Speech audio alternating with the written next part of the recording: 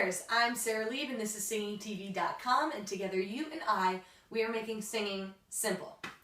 What I wanted to talk about today was basically how to rest your voice. And now not just how to give your voice a rest, but how to healthfully rest your voice.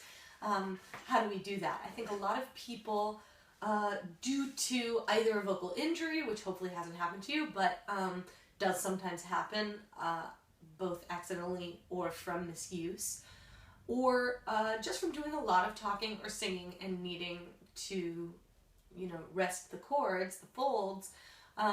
At some point, many people need to go on vocal rest, whether it's for short term, I just am feeling a little bit overtired and need to rest for perhaps a day, or for a long term due to an injury. So let's talk a little bit about that and how we can do that properly, so that we're actually resting the voice as opposed to doing what we think is resting the voice but not actually helping a lot. So as far as resting the voice short term, I would say that it's not necessarily terrible that a lot of people who use their voices professionally could or would, or it's not unheard of that professional voice users would be vocally tired.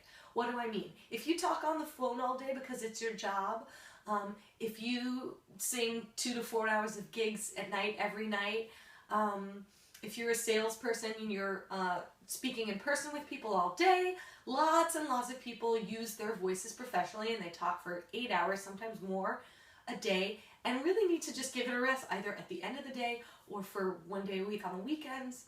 And then there are other reasons that people need to rest their voices, sometimes because of vocal injury, things like pre-nodules, nodules, from talking or singing too much, or with poor technique over an extended period of time. Those things can happen. So if either you've been to an ENT or an otolaryngologist or you think you should rest your voice, let's talk about how to do that. Because I think that there are a lot of ideas about resting your voice that people don't know. So first of all, what does that mean to rest your voice? It means that you should not use it at all. Think about this. We generally talk a lot more, use our voices talking, more than we do singing. Meaning you're actually spending more hours and time per day or per week using your voice to speak than you are to use your voice to sing. What that means is if you're on voice rest, you should not be talking at all. No talking. Some people find this really, really, really difficult. I find it difficult. Clearly I'm a talker. So what do? I would say that there are a lot of things. First, get a whiteboard or use your iPhone or a tablet or something and write things down. Use a regular old piece of paper and a pencil, write things down, type things out. You can even have an app that you can type things out on the phone and have the phone say it. It'll sound machine-like, but there you go. It's a really important thing in order to rest your voice to not speak or sing at all. Why? When we're speaking and we're singing, we're using the tissue, the muscle, the vocal folds themselves, and we really want to give them a rest. So singing and speaking, it seems like that would just be an easy thing to do. Okay, no singing or speaking, but in fact, I think you'll find it's much, much harder. How do you communicate? You can gesticulate with your hands. I would say email and text are better because when you're in front of people, it makes it much, much, much harder to stay quiet. And then there's the whole issue of whispering. A lot of people say, well, okay, if I can't talk, I'll whisper. And there's some argument actually among voice professionals about whether whispering is better or worse for you. And a lot of people say it's not good for you. I would stay away from whispering in general. Here's why. What whispering is doing is basically passing air through the cords without having the cords vibrate, right? Without the cords fully coming together. What that doesn't do is actually rest the cord, right? The cords are still doing a lot of the action that they do when we talk or we sing. It's just that they're not vibrating. So we're not actually resting the tissue, we're not resting the muscle, we're not resting really the entire larynx here. So we want to make sure not to whisper, not to talk, not to sing. I would say those are the first three things, and probably the three most important things. But fourth most important thing about resting your voice properly is something that I think a lot of people don't think about. So if I was going to go on voice rest, I would think, okay, well, so if I was not me, right, but somebody else, just a random person, I have to rest my voice, I guess I'll listen to a lot of music.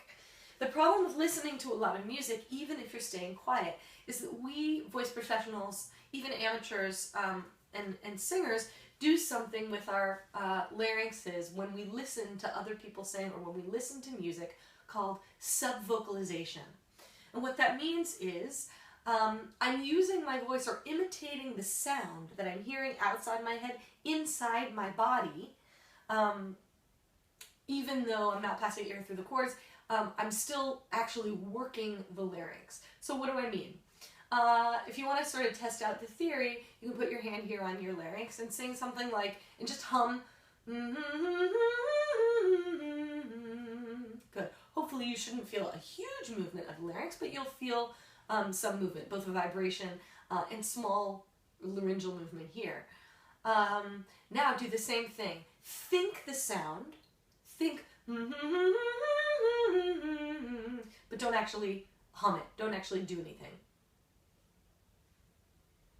Okay, so what you probably felt was even though the vibration wasn't there, there's still a little bit of movement. Those of us who are really on the spectrum of amateur to professional singers will feel often a little bit of movement here. And that's because we're so well trained, right, between coordinating what our larynx wants to do, what our folds want to do, with what our brain wants us to do, that we'll automatically do it with our body. Think about this. If you're a pianist and you've heard something on the radio and you play along with what you're hearing.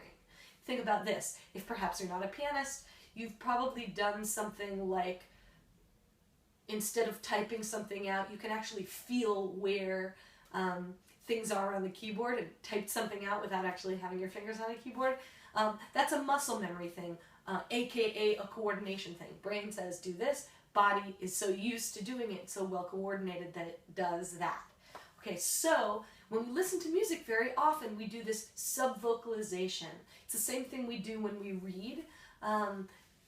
Most people, if you're not a speed reader, will actually sound out the things that we're reading when we're reading. This isn't voice rest either. It's subvocalization, where we're actually working the muscles of the larynx, and what we really want to be doing is relaxing them, giving them absolute rest. And the best way to do that is, we've talked before in a how to take a breath for singing episode about loosening the jaw, relaxing with, so that the cords fall open and the glottis stays open, and there's no subvocalization, there's no approximation of the vocal cords, of the vocal folds themselves to try and make the shape or make the sound that we would make when we were talking or singing or making the music.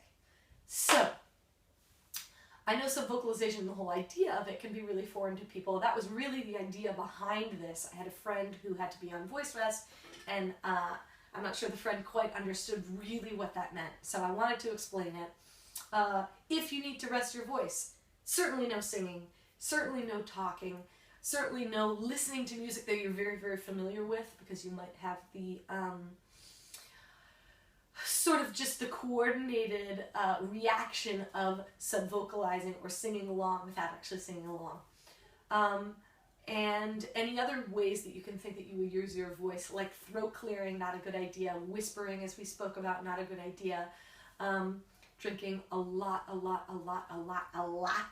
of liquid, particularly water, no alcohol, caffeine, things like that. These are the best ways to rest your voice, whether you're tired, or of course have an injury. If you have an injury, of course, you'll want to go to an ENT, that's ear, nose, and throat doctor, particularly if you're a professional voice user. Really, I would suggest going to an otolaryngologist. My favorite in the Los Angeles area is Dr. Reena Gupta at the Osborne Head and Neck Institute at Cedars-Sinai. So if you're in LA and you need that as a resource, go ahead and check that out. Otherwise, check your local ENT, and they can always advise you on anything else you need to know. So I hope that that helped in how to rest your voice.